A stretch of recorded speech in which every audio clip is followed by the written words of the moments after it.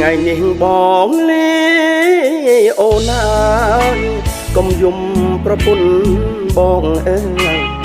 រាំងសាកូនប្រុសស្រីបងទៅលើកនេះទោះជាមិនបានវល់វៃប្រាជ្ញាការពារទឹកដីគ្មានថ្ងៃឲ្យចោលឆ្លៀនពីព្រះវិហារលោកជាសាក្សីមានប្រាសាទតាក្របីតាមមន់នៅជាធរមានស្រែកថាបងខ្លួនលើកផែនទីខ្លាយបំភ័ន្តដឹកនាំគ្នារាប់ម៉ឺនរយពាន់ចង់ប្លន់យកទាំងអ្នកមើលគិតថាកងទ័ពមើយើងខ្លាចទីហ៊ានខ្មែរអង្គអាចមិនខ្លាចលៀពាក់ស្បែកខ្លាស្រឡាញ់សន្តិភាពមិនចង់ប្រើប្រាស់ហិង្សាហ៊ានជួលផ្ទះខ្ញុំពេលណាប្រហាចោលជនអប្រិយ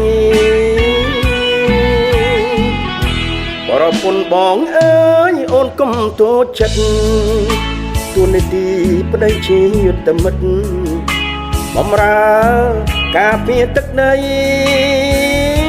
បើបងមិនស្លាប់គង់វិល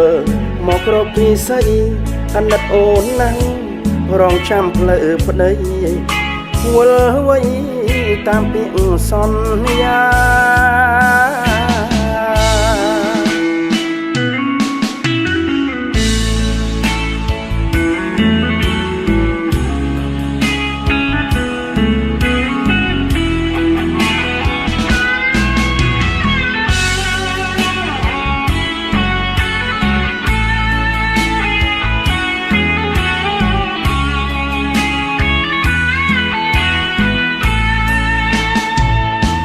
អ្នកមើលគិតថាកងទ័ពមើយើងខ្លាច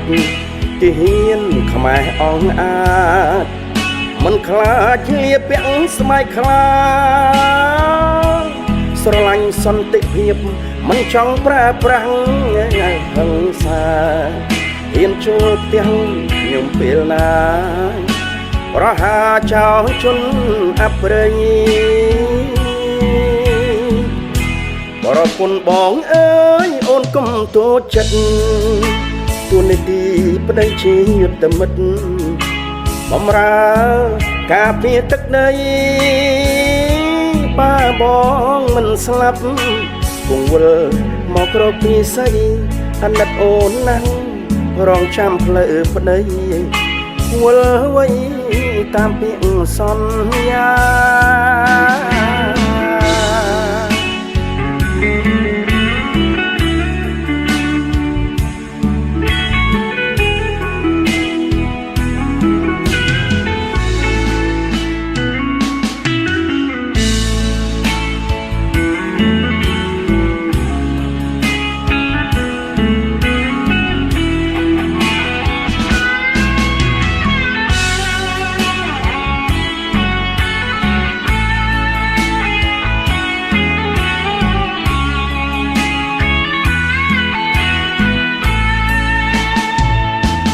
អ្នកមើលគិតថា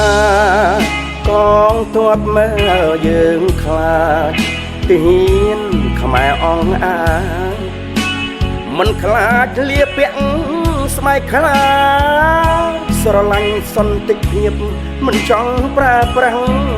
ហិង្សាចូលដល់ផ្ទះខ្ញុំពេលណាប្រហាជនចៅអប្រិយប្រពន្ធបងអើយអូនកុំតូចចិត្តទួនាទីប្តីជាយុទ្ធមិត្តបំរើការពារទឹកដីបើបងមិនស្លាប់គង់វិលវិញមកក្រោកស្រីអាណិតអូនណាស់រងចាំផ្លូវប្តីវិលវៃ